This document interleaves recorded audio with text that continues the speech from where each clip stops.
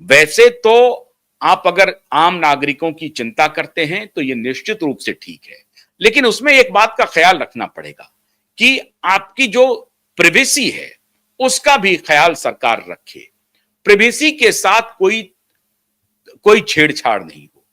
आप उसे ऐसा तो नहीं करते हैं कि आप जासूसी के लिए कोई ऐप तो नहीं उसमें इंस्टॉल कर रहे हैं, अपने नागरिकों की जासूसी तो नहीं करवाना चाहते हैं। यह बात नहीं होनी चाहिए। यह बात हालांकि कांग्रेस पार्टी बड़े जोर शोर से उठा रही है, हालांकि वो तो उठाएगी ही उठाएगी, लेकिन अगर इसमें यह एलिमेंट है कि आप अपने नागरिकों की जासूसी करवा रहे हैं, अगर उस एलिमेंट को हटा दें तो यह बात सही है कि आपको अपने नागरिकों की जान की सुरक्षा की परवाह होनी चाहिए सरकार को। और अगर सरकार इस दिशा में संचार साथी इंस्टॉल कर रही है तो उसे करने का हक है, करना भी चाहिए, लेकिन साथ ही साथ नागरिकों की सोवरेंटी, नागरिकों की प्राइवेसी सरकार की प्राथमिकता में होना चाहिए। यह बहुत जरूरी है।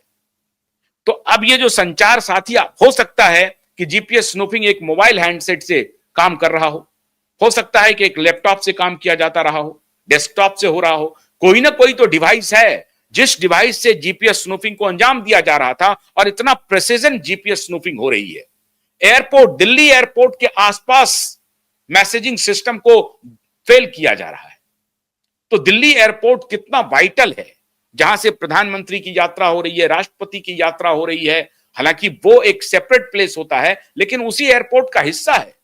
और दिल्ली एयरपोर्ट से प्रधानमंत्री का जो आवास है, राष्ट्रपति का जो आवास है, वो केवल 15 किलोमीटर की दूरी पर है, 15-20 किलोमीटर की दूरी पर है, इससे अधिक नहीं है। इंदिरा गांधी इंटरनेशनल एयरपोर्ट से प्रधानमंत्री का आवास 20 किलोमीटर से अधिक नहीं होगा, ज्यादा से ज्यादा 22 किलोमीटर मान लीजिए। वो भी अगर टर्मिनल 3 पर जाएंगे, अगर टर्मिनल 1 पे जाएंगे तो 20 किलोमीटर के आसपास ही होगा प्रधानमंत्री का आवास और राष्ट्रपति का आवास। तो यह कितना गंभीर इलाका है कि इस इलाके में आप जीपीएस स्नूफिंग करवा रहे हैं। मतलब अगर आप एक सिस्टम को फेल कर सकते हैं और गलत सूचना देने के लिए आप उसे प्रेरित कर सकते हैं, तो दूसरे सिस्टम को भी फेल किया जा सकता है। इसलिए मैं ये कह रहा हूं कि यह छोटी घटना नहीं है। आप साइबर वॉर के स्थिति में पहुंच गए हैं, जहां से आपके ऊपर साइबर हमला हो रहा है। आपके टेक्नोलॉजी को कहीं भी किसी भी वक्त हैंग किया जा सकता है। एक छोटे से ऐप से आपको हैंग किया जा सकता है। क्या ऐसी बात हुई है? तो अभी सरकार ने पार्लियामेंट में कहा है कि हमने यह आदेश दिया है कि जीपीएस स्नूफिंग की जो घटना हुई है उसका ओरिजिन प्लेस क्या है और ओरिजिन डिवाइस क्या है, और यह सरकार को पता करना पड़ेगा। हालांकि बहुत बड़ा चैलेंज है, इसको पता कर पाना बहुत मुश्किल है, हरकुलियन टास्क है, लेकिन अगर सरकार चाहे तो यह पता चल जाएगी। सरकार पता करने की कोशिश कर रही है, लेकिन यह कितना खतरनाक था।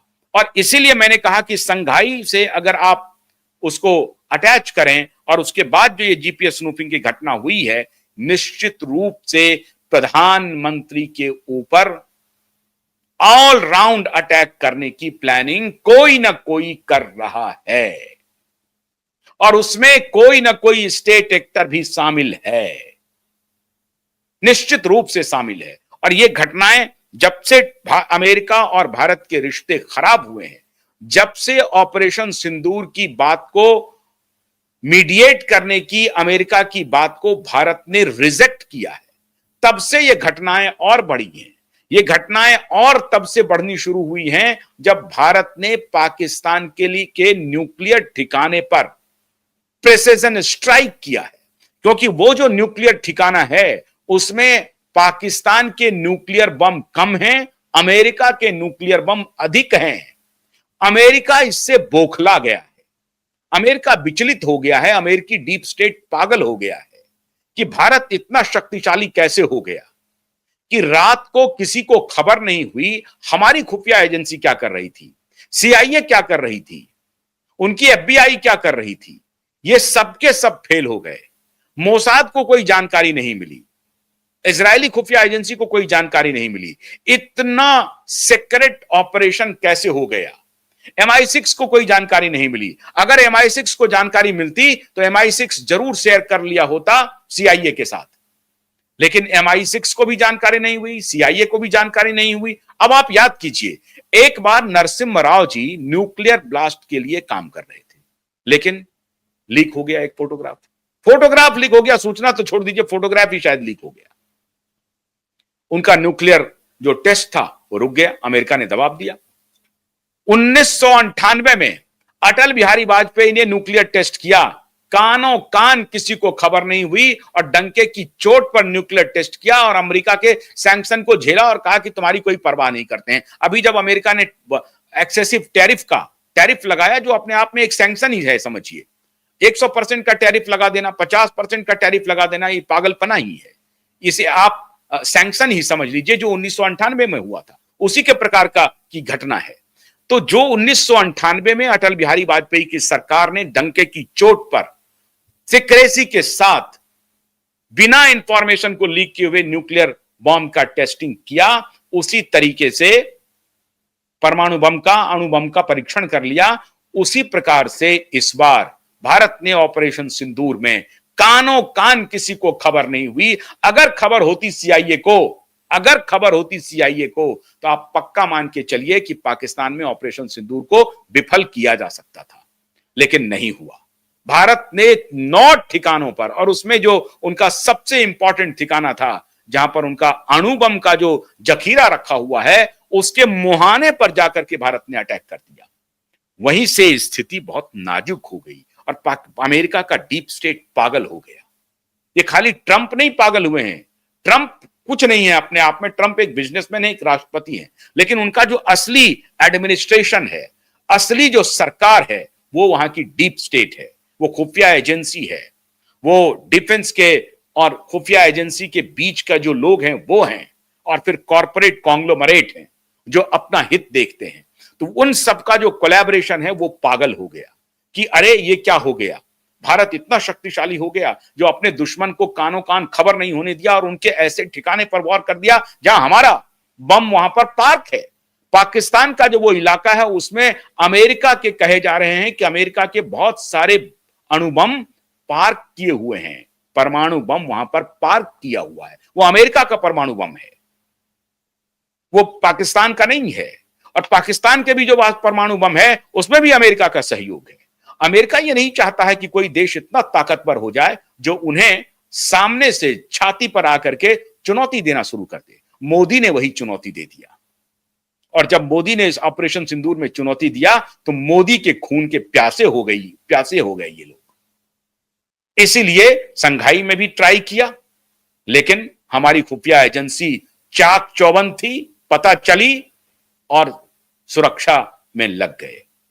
अब जब यहां पर यह घटना हुई है तो फिर एक बार हमारी सुरक्षा एजेंसी चाक चौबंद है, और मैं दाद देता हूं अपने NSA का, नेशनल सिक्योरिटी एडवाइजर का भी, और उस ऑफिस का भी जो चाक चौबंद है। और उस दिन से, जिस दिन NSA की जांच शुरू हुई थी एयरपोर्ट पे, मैंने उसी दिन कहा था कि चाहे वो GPS स्नूफिंग हो, चाहे किसी भी प्रकार की जो कोई भी माल फंक्शनिंग हो रही है या कोई भी मालाफाइड इंटेंशन को एग्जीक्यूट करने की प्लानिंग हो रही है, उसको NSA नेस्त नाबूद कर देगा।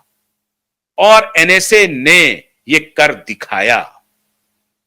इस षड्यंत्र को भी एक्सपोज कर दिया, और अब भारत सरकार पूरी तरह से चाक चौबंद है। हमारी सुरक्षा एजेंसियां चाक चौबंद हैं, और इंटेलिजेंस एजेंसी भी चाक चौबंद है।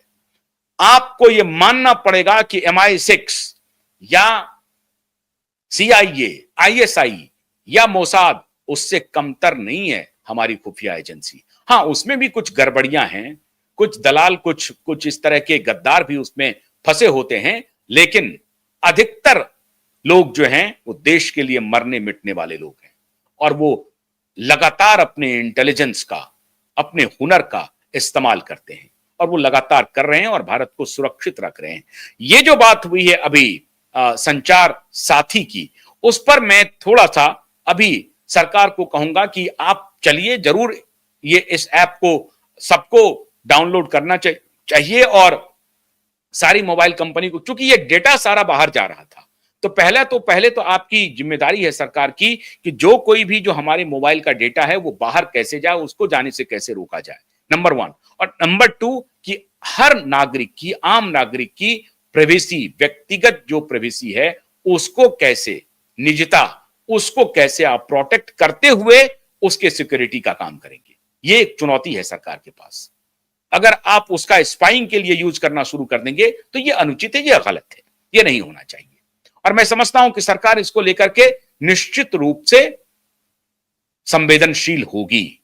सरकार के ऊपर संदेह करने की आवश्यकता नहीं है, वो संवेदनशील है, उनके ऊपर संदेह करने की कोई आवश्यकता नहीं है। हां, अगर कहीं संदेह है कुछ भी, तो सरकार को इसके लिए, आप नागरिक हैं, भारत के नागरिक हैं, आपको पूरा अधिकार है अपनी सरकार को बताने का कि नहीं, नागरिकों की निजता का सवाल है, उसकी आप सुरक्षा कीजिए, ये आपकी जिम्मेदारी है।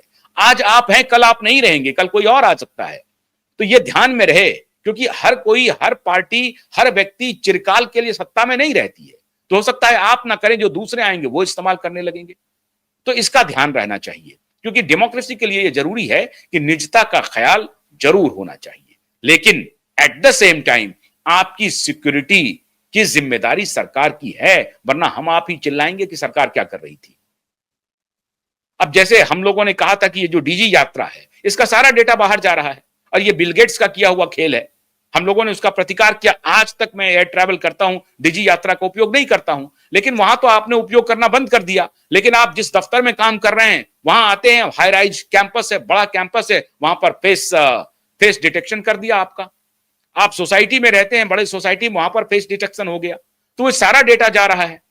इसको पहले भारत सरकार को नियंत्रण में लेना पड़ेगा कि एयरपोर्ट पर तो हमने कर रोक दिया, लेकिन यहां पे जो बड़े ऑफिसेज हैं, वहां पर आपने फेस आइडेंटिफिकेशन को अलाउ कर दिया। अब ये सारा डेटा जा रहा है और इसकी सिक्योरिटी, इसकी निजता, दोनों, सिक्योरिटी और निजता दोनों की जिम्मेदारी भारत सरकार की है। लेकिन खैर, इस पर भारत सरकार ध्यान देगी। आज का जो विषय है वो यही है कि भारत सरकार ने कबूल कर लिया कि जीपीएस स्नूफिंग हुई थी और क्यूवाइब की रिपोर्ट और हमारे और एक दो और साथी ने जो रिपोर्ट दी थी, उसकी बात को पर सरकार ने मोहर लगा दी। हम उम्मीद करते हैं कि भारत सरकार प्रधानमंत्री की सुरक्षा, राष्ट्रपति की सुरक्षा, एनएसी की सुरक्षा और हमारे खुफिया एजेंसी, हमारे जो डिफेंस स्टाफ हैं, उनकी सुरक्षा और देश के आम नागरिकों की सुरक्षा के लिए गंभीर होगी और अपने इंटेलिजेंस को चाक चौबंद करेगी।